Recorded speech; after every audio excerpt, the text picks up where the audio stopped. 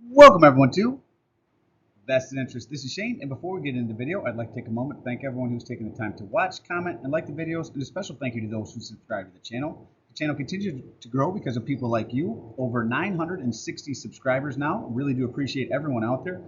And on this channel, we do focus on dividend growth investing. It's not rocket science. In my opinion, the best way to do anything, keep it as simple as possible. So it really boils down to consistently investing, buying dividend growth stocks and growing companies with positive cash flow that covers the dividend and companies with a high return on their invested capital. I utilize both a dollar cost average approach, consistently investing into the portfolio, DCAing into the portfolio on a weekly basis. I also do larger purchases whenever I get paid a bonus or if I do a side job, something like that. I do cover all my investments into the portfolio on this channel. I do not have a paid Patreon account. I don't have any other paid paywalls. I'm not trying to sell you any courses. There's nothing I'm trying to sell you at all on this channel. This particular video will be a portfolio update. We do these weekly every Sunday morning. And again, nothing to pay for, but if you would like to help me out, if you would take a moment to hit that thumbs up button down below, let me know that you enjoy the videos. Make sure you subscribe to the channel. Join us on this journey to financial freedom. Join the Vested Interest community. Hit that subscribe button.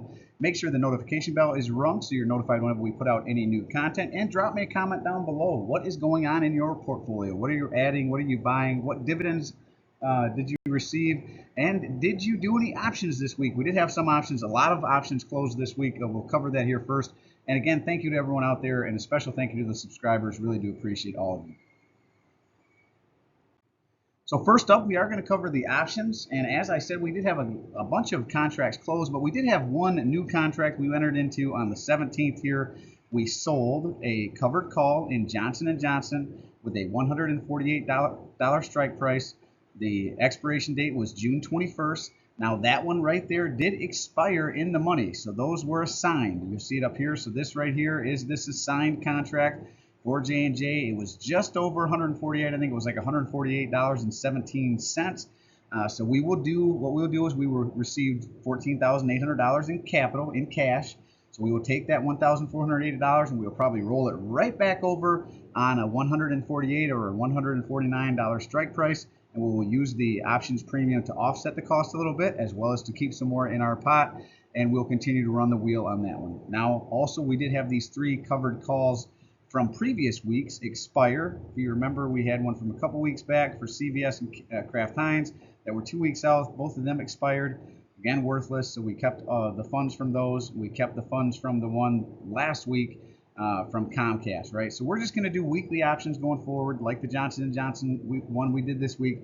And for that contract, I didn't mention we did receive $34.45. So $34.45 in options. Most of these ones were ones closing out, but the one new one was the Johnson & Johnson call. And again, we will take those funds that we received from that being assigned and run the wheel on that one. Probably a $149 strike price, I think, is what I'm going to look for. Now dividends, we did receive some dividends as well this week, $85.66 total from NextEra Energy, ticker NEE. This is out of the utility sector, paid us $85.66, and we do have the DRIP set on this portfolio, and that just means Dividend Reinvestment Plan. That's what DRIP stands for, Dividend Reinvestment Plan. So that just means whenever a company like NextEra Energy in this case pays out dividends, those dividends, this $85.66, goes right back in and picks up more shares of NextEra Energy. So we picked up 1.17801 more shares of NextEra Energy with the dividends, and that 1.17801 more shares is going to pay us $2.42 in passive income over the next calendar year. So this is the dividend snowball. Whenever people say the dividend snowball, this is what they're talking about, right? We had already invested into NextEra Energy. That was capital that we initially used. It bought shares in NextEra Energy. Those shares paid out dividends, $85.66. Those dividends went back in and bought more shares of the same company. That is the dividend snowball in effect. And time is the hill on that snowball. So the more time passes, the larger this position will grow. And that will grow even if I don't put any more capital in. Every time the dividend pays out, it will buy more shares, but I will probably add more capital over time as well. So it will really supercharge that dividend growth. Now we did also go in on the 17th, and we had our first activity in the portfolio. We did add $1,448.87 to the portfolio. With that new capital, we did pick up 2 more shares of Comcast Corp, ticker CMCSA. This is out of the Communications sector, we picked up those 2 shares at $36.97. We're going to continue to build this out to at least 200 shares. I'm thinking we're not going to do it quickly, 2, 3, 4 shares here, so long as it's under our cost basis. Verizon was back in the 30s, so we went ahead and added 6 more shares to our Verizon position. Verizon Communications, ticker VZ, out of the communications sector as well. Got those shares at $39.23. I nibble on this one every time it drops down into the $39 or $38 range. I like to pick it up 38 or under, but it was in 39, so I grabbed a couple, 6 shares. CVS going to continue to build out there. I'd like to get this to 200 shares. We are very close. I think I'm right at like 198. So next week, maybe our last week, we'll hit that 200 share mark, maybe 2 or 4 more shares, and then maybe back off a little bit. But we picked up those 4 shares at $60.10. Haverty Furniture Company, ticker HV, and ticker CVS, is out of the healthcare sector. And we picked up 4 more shares of Haverty Furniture Companies, ticker HVT. I like this down here in the $27 range. I think it even hit the $25 range, so I'm going to buy it while it's under my cost basis. Probably same thing, not a lot of shares, but I wouldn't mind, 3, 4, 5 shares here and there. So 4 more shares of ticker HVT out of the consumer discretionary sector. We did pick up 2 shares of our SCHD Schwab Strategic ETF, the dividend growth ETF here, ticker SCHD. Dropped into the 76 range, so we took the opportunity to pick up 2 shares. Usually we just buy 1 share a week, but this year it was below my cost basis, so we picked up 2 at $76.60. And 8 more shares of Starbucks. It was under 80, so we picked up 8 more, ticker SBUX. Starbucks there is out of the consumer discretionary sector, and SCHD is an ETF. Passive income added from this $1,448.87, and the new shares, it picked up $57.32 over the next calendar year. And we weren't quite done. We did go back in on the 21st, and we added an additional $320.77. With those funds, we picked up 1 more share of Realty Income, the monthly paying REIT, ticker O, at $52.95. Didn't like it in the $55 range. It's just below but down in the $52, $53 range. I like it down there, so I added 1 more share. And the last but not least, we picked up 1 more share of our Vanguard Total Stock Market ETF. We are buying this weekly, regardless of what the price is. Ticker VTI. Again, the whole stock market, every company in the United States stock market, the New York Stock Exchange, basically. We picked up that share, not quite at the high 268, I think it closed out the week, but we were able to get it down in the 267 range, $267.82. I'd really love this one to pull back into the 240 or lower range, but the market is really elevated right now. So with that new capital, $320.77, the new shares it picked up, we added $6.77 more in capital. All total, we did invest $1,769.64 into the portfolio. With the dividends paid out and the new capital, we did add $66.51 to the dividend income over the next calendar year. Now we're going to jump in and look at the portfolio update as far as sector weight allocation. Communications makes up 10.08% of the portfolio. Consumer discretionary makes up 6.53%. Consumer staples at 9.47% of the portfolio. Energy sitting at 5.74%. And financials makes up 6.11%. Healthcare sitting at 14.01%. Industrials makes up 6.51% of the portfolio. Technology at 7.22%. Materials makes up 10.02%. Utilities at 9.91%. And REITs and real estate at 10.97% of the portfolio. And this slice over here that's starting to get a little bit bigger at 3.42% of the portfolio. Those are our ETFs, in this case SCHD and VTI there. So over here on the right, you can see the portfolio sectors as well. There's the percentages again, same as the pie, but then you'll also see how much is allocated as far as capital to each sector as well. Now here it is, my portfolio. I show this every week, whether the market's up, whether the market's down, whether my portfolio is up or my portfolio is down. I'm going to show you what a real portfolio built out over time looks like. So that you can see, some of you who are out there maybe getting started or who are on the fence about starting your dividend portfolio and maybe have not pulled the trigger yet, maybe to give you some confidence to see a portfolio built out over time so you can understand what to expect whenever you do start. So I'm going to show this every Sunday morning, again 7:30 a.m.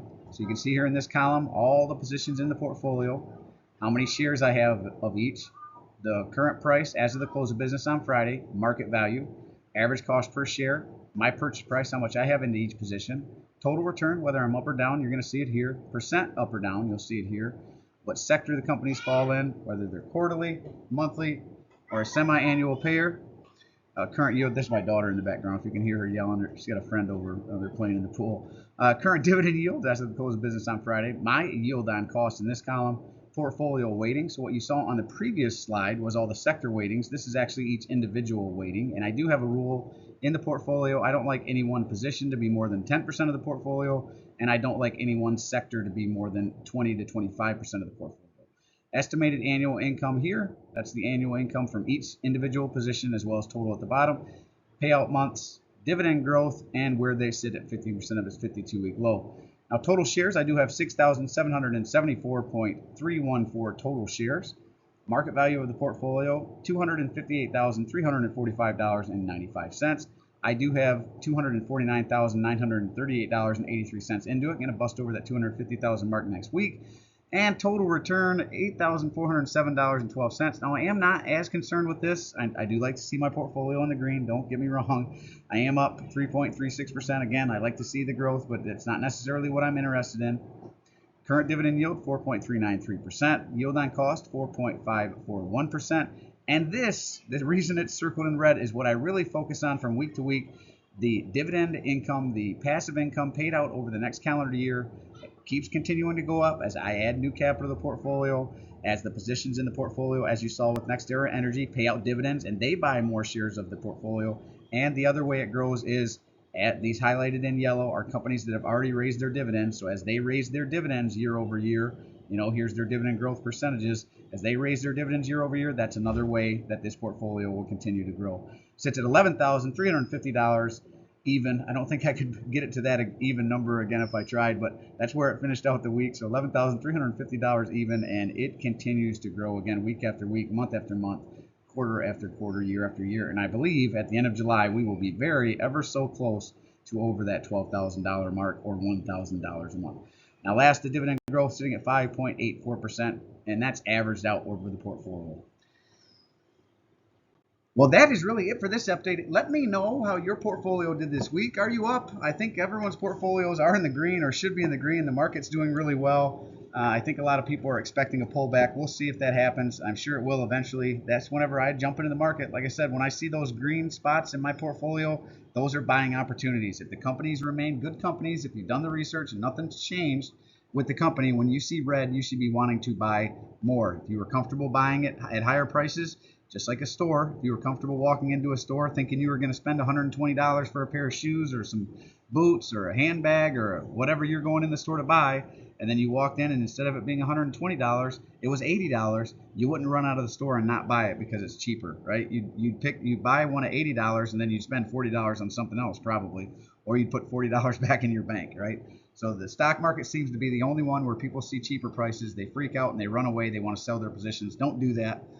Those are the times, again, if you pick good companies, growing companies with positive cash flow, with growing revenue, with growing margins, then you should feel good about buying at cheaper prices. I'll get off my soapbox.